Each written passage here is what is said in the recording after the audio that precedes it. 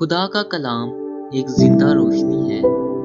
आइए आज ज़बूर की तिलावत से इस रोशनी को अपने दिलों में उतारें, जहाँ नेकी और बदी की राहें हमारे सामने खुलती हैं। हमारे लिए आज का पहला ज़बूर।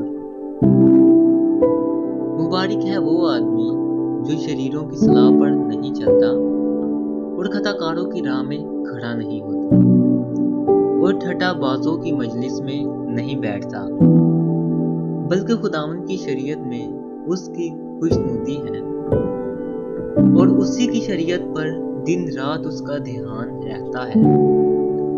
वो उस दरख्त की मानित होगा जो पानी की नदियों के पास लगाया गया है, जो अपने वक्त पर फलता है और जिसका पत्ता भी नहीं मुरझाता। सो जो कुछ वो करे बार बार होगा। शरीर ऐसे नहीं, बल्कि वो भूसे की मानित है जिसे हवा उड़ा ले जाती है।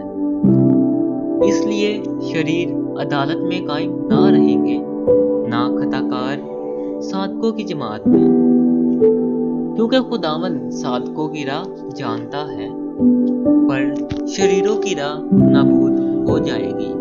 पाक कलाम पढ़े और सुने जाने पर खुदावंद की खास बरकत हो।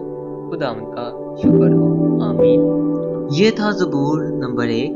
खुदा इन्हीं के साथ है जो उसकी रज़ा में जीते हैं, और जो राह उसको पसंद ना हो वो राह अंधेरे में गुम हो जाती है। आइए हम उस सच्चाई को थाम लें जो जिंदगी बख्शती है। खुदा आपके साथ हो। आमीन।